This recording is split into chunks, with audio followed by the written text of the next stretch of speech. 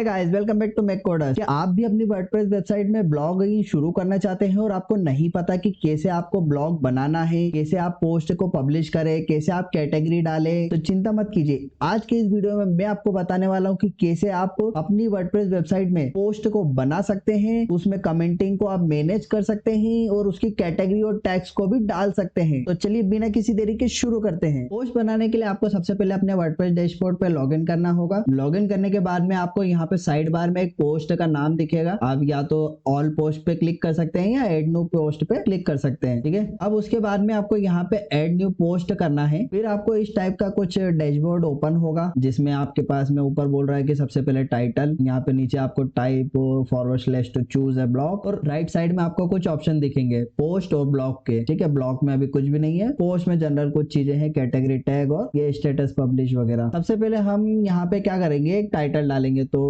हम एक website open कर लेते हैं, वहां से कॉपी पेस्ट कर लेते हैं डाटा, ये ब्लॉग ओपन कर लेते हैं। उसके बाद में यहाँ पे सबसे पहले ये टाइटल को कॉपी कर लेते हैं और ये टाइटल यहाँ पे डाल देते हैं। ठीक है, टाइटल हमने डाल दिया है। अब उसके बाद में हमें पोस्ट का कंटेंट डालना है। तो हम वापस यहीं पे चलते हैं। पोस्ट का कंटेंट डालने के लिए आप देखिए, आप अलग अलग टाइप से आपका पोस्ट का कंटेंट डाल सकते हैं। आप हेडिंग बाय हेडिंग आपका अलग अलग, जैसा मतलब आपकी रिक्वायरमेंट है। पहले हेडिंग, फिर उसका सब टेक्स्ट, फिर इमेज, फिर हेडिंग, सब टेक्स्ट, इमेज, या फिर कुछ और भी आपको ऐड करना हो तो सबसे पहले हम यहाँ से ये वाला टेक्स्ट कॉपी कर लेते हैं, हम यहाँ पे पेस्ट कर देंगे। आपको अगर कोई विजेट आपको डायरेक्टली ऐड करना हो, आप यहाँ पे प्लस के आइकॉन पे क्लिक करेंगे, आपको यहाँ पे बहुत सारे ऑप्शंस दिख जाएंगे। आप ब्राउज ऑल पे करेंगे तो साइड बार में आपको ये ओपन हो जाएगा। आप यहाँ से भी डायरेक्ट ओपन कर सकते हैं। लेफ्ट साइड में आपको प्लस का आइकॉन दिखेगा, यहाँ से भी आपको बहुत सारे विजेट्स मिल जाएंगे। आप ये इसका यूज करके आपके पोस्ट में जो भी रिक्वायरमेंट है उसको डाल सकते हैं। तो अभी आप यहाँ से पैराग्राफ या हेडिंग या लिस्ट या फिर आपको कोई कोड डालना है तो आप सिंपली यहाँ से ड्रैग एंड ड्रॉप करके डाल सकते हैं। अभी हमारी पैराग्राफ की रिक्वायरमेंट है तो हम पैराग्राफ को ड्रैग एंड ड्रॉप करते हैं। अगर मानते हैं कि हमें हेडिंग की रिक्वायरमेंट है तो हम हेडिंग के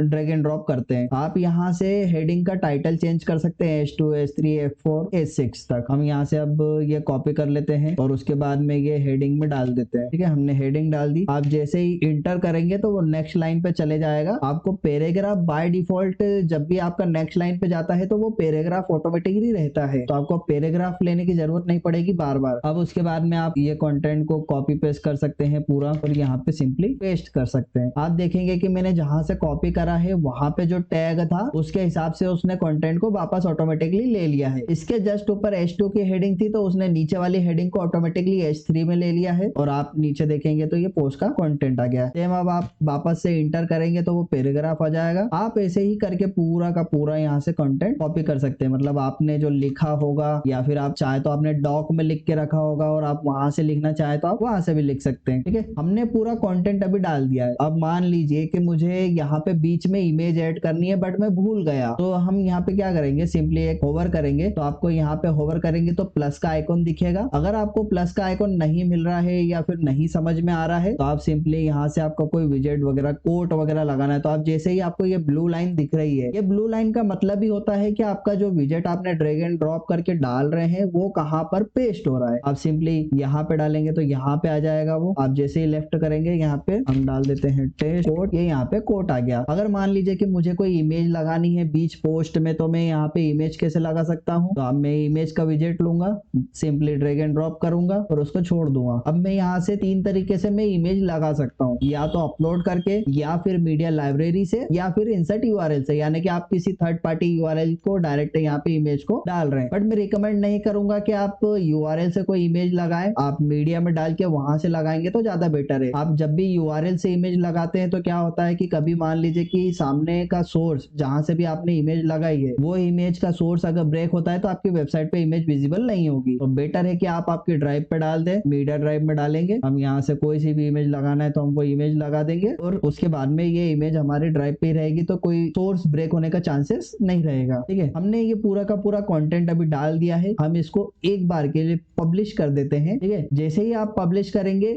यहाँ पे आपको दिखा देगा कि वो आपका पोस्ट लाइव हो चुका है। आप यहाँ से सिंपली व्यू पोस्ट पे क्लिक करेंगे तो आपको यहाँ पे देखेंगे कि आपका ये पोस्ट जो है वो पूरा का पूरा दिखने लगा। ये हमने कोट डाला था बीच में और ये बीच में हमने एक इमेज डाली थी तो वो भी हमें विजिबल हो रही है। आपके साइट के लेआउट के हिसाब से आपका ब्लॉग का डिजाइन चेंज हो जाएगा, तो आप वो चीज देख लीजिए कि आपके थीम में जो भी लेआउट है आप उसके हिसाब से आप आपके लेआउट को कस्टमाइज कर सकते हैं। ठीक है, अब हम देख रहे हैं हमने जहां से कॉपी करा था वहां पे सबसे ऊपर एक इमेज भी दिख रही है, बट हमारे उस ब्लॉग में अभी कोई इमेज नहीं दिख रही है। तो उसके लिए हम क्या करेंगे, हम वापस हमारे पोस्ट पर चलते हैं। पोस्ट पर चलने के बाद में आपको यहाँ पे राइट साइड में दो ऑप्शन दिख रहे थे, याद होगा, एक पोस्ट है और एक ब्लॉग है। ठीक है, ब्लॉग वाले ऑप्शन में तब कुछ दिखेगा जब हम किसी विजेट को क्लिक करेंगे। ठीक है, अब जैसे मान लीजिए कि मैंने ये हेडिंग को क्लिक करा तो यहाँ पे हेडिंग के ऑप्शंस दिखने लगेंगे। मैं यहाँ पैराग्राफ पे क्लिक करता हूँ तो यहाँ देखिए ये पैराग्राफ है और ये पैराग्राफ के ऑप्शन दिखने लगे। आप पर्टिकुलर किसी को कलर अलग करना चाहते हैं तो आप यहाँ से सिलेक्ट करके उसको कलर चेंज कर सकते हैं। ये देखिए आपने पूरे पैराग्राफ का कलर चेंज हो जाएगा। अब आते हैं हम पोस्ट पर, इमेज की बारी है। जो आपको यहाँ पे इमेज दिख रही थी तो हम इसको सिंपली यहाँ से राइट क्लिक करके सेव कर लेते हैं हमारे डाउनलोड में, और यहाँ पे आपको एक फीचर इमेज का ऑप्शन दिख रहा होगा। फीचर इमेज वो इमेज होती है जो आपकी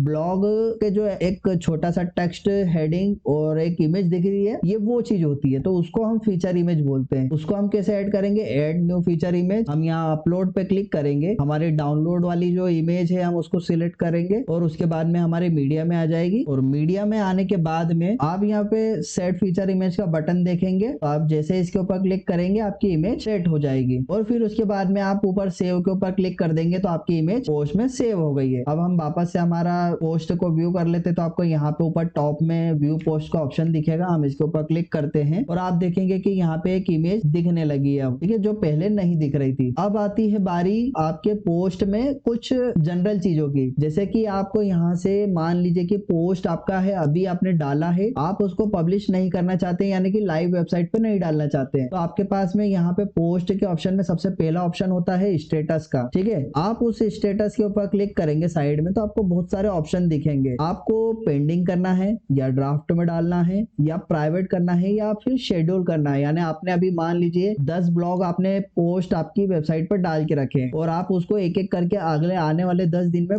पब्लिश करना चाहते हैं, तो आप यहाँ से शेड्यूल कर सकते हैं हर एक पोस्ट को, और वो उसके बाद में आपका हर एक दिन में शेड्यूल हो जाएगा। आप चाहे तो पासवर्ड प्रोटेक्ट भी आपका ब्लॉग को रख सकते हैं, पासवर्ड प्रोटेक्टेड रखेंगे। यहाँ पे आपको जो भी पासवर्ड रखना है तो आप यहाँ से पासवर्ड रख सकते हैं। ठीक है, और ये सबसे आखिरी ऑप्शन होता है स्टिकी, यानी कि ये क्या करता है कि आप जिस पोस्ट को स्टिकी बनाते हैं वो सबसे टॉप में रहेगी, फिर जब भी आपका कोई नेक्स्ट पोस्ट आएगा तो उसके बाद से दिखेगा वो। अब उसके बाद बारी आती है यहाँ पे लिंक की। ये वो लिंक है जो आपकी पोस्ट की रहेगी। ऑथर, अगर आप मल्टीपल ऑथर से आपकी वेबसाइट में आप चाहते हैं कि आप पोस्ट डाल रहे हैं बट किसी और के ऑथर के नाम से दिखे, तो आप यहाँ पे ऑथर पे क्लिक करेंगे, ड्रॉप डाउन में आपको सारे ऑथर्स के नाम दिख जाएंगे। टेम्पलेट हमारा हमेशा डिफॉल्ट टेम्पलेट ही रहेगा। डिस्कशन ओपन, आप जैसे इसके ऊपर क्लिक करेंगे तो आपको ओपन और क्लोज दिखेगा। आप यहाँ से आपके कमेंट को ओपन कर सकते हैं या क्लोज कर सकते हैं, और क्लोज कर देंगे तो आपको जैसे ही यहाँ पे आपके ब्लॉग पोस्ट के सबसे आखिरी में आएंगे आप, तो यहाँ पे आपको कमेंट का वो ऑप्शन नहीं देगा। अगर आप ओपन रहने देते हैं तो वो ओपन दिखेगा, और अगर आप क्लोज कर देते हैं और उसके बाद पब्लिश करके आप अगर यहाँ पे सेव करके इसको चेक करेंगे तो आपको यहाँ देखेंगे कमेंट का ऑप्शन नहीं दिख रहा है। अब उसके बाद में बारी आती है कि आपका जो ब्लॉग का पोस्ट है, आपने आपके ब्लॉग का पोस्ट डाल दिया, सब कुछ डाल दिया, बट ये वाला जो टेक्स्ट आपको दिख रहा है, आप चाहते हैं कि ये टेक्स्ट को चेंज करना है, तो इसको बोलते हैं एक्सेप्ट, जो कि आपको यहाँ पे फीचर इमेज के जस्ट नीचे मिल जाएगा। अलग अलग थीम्स में, अलग अलग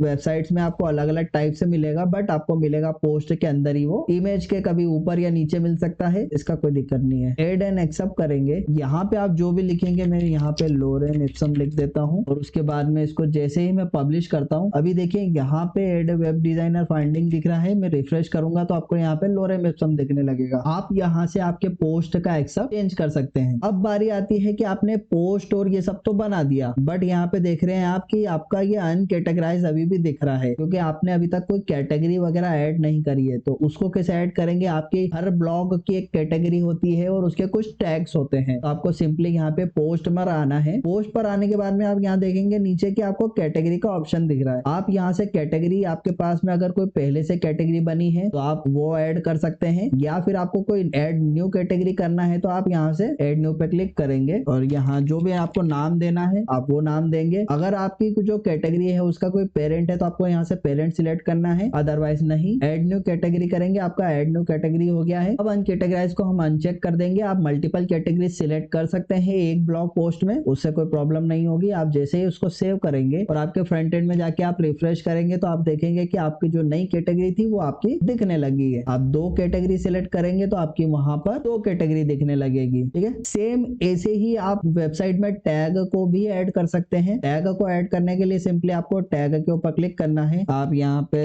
जो भी आपको डालना है, मल्टीपल टैग्स अगर आप एक बार में डाल रहे हैं तो आपको कॉमा लगाना है, तो वो सेपरेट हो जाएगा, अदरवाइज वो पूरा कंटिन्यू चलेगा। आप जैसे ही आप यहाँ पे ऐड कर देंगे उसके बाद में उसको सेव कर देंगे। टैग अगर आप चाहे तो आपको दिखाना चाहे तो आप दिखा सकते हैं, अदरवाइज वो टैग दूसरी चीज के काम आते हैं, यानी कि गूगल्स वगैरह के सर्चिंग के टैग के लिए वो ज्यादा यूज होते हैं। अगर आप आपकी वेबसाइट पर टैग्स दिखाना चाहते हैं तो वो टैग भी आप दिखा सकते हैं, उससे कोई प्रॉब्लम नहीं है। उसके लिए आपको लेआउट को थोड़ा सा कस्टमाइज करना पड़ेगा, आप वहां से फिर आपके टैग्स को शो करा सकते हैं। तो इस तरीके से आप आपके पोस्ट को बना सकते हैं। अगर आपको भी वेबसाइट शुरू करना है और आप नहीं चाहते कि डायरेक्ट आपको लाइव वेबसाइट पे काम करना है, तो आप लोकल होस्ट पे भी आप आपका वर्डप्रेस को सेटअप कर सकते हैं। आपको जानना है वो डिटेल्स में तो लिंक आपको डिस्क्रिप्शन में मिल जाएगी, आप वहां पे जाके चेक कर सकते हैं। तो दोस्तों आज के लिए बस इतना ही। आपने देखा कि कैसे आप अपनी वर्डप्रेस वेबसाइट में पोस्ट को ऐड कर सकते हैं और उसमें कैटेगरी, इमेजेस, टैग ये सब डाल सकते हैं बिल्कुल आसानी से। अगर आपको ये वीडियो पसंद आई तो लाइक करना ना भूले, और अभी तक आपने चैनल को सब्सक्राइब नहीं करा है तो चैनल को सब्सक्राइब करें। तो मिलते हैं अगले वीडियो में, तब तक के लिए हंसते रहिए, मुस्कुराते रहिए। Thank you for watching.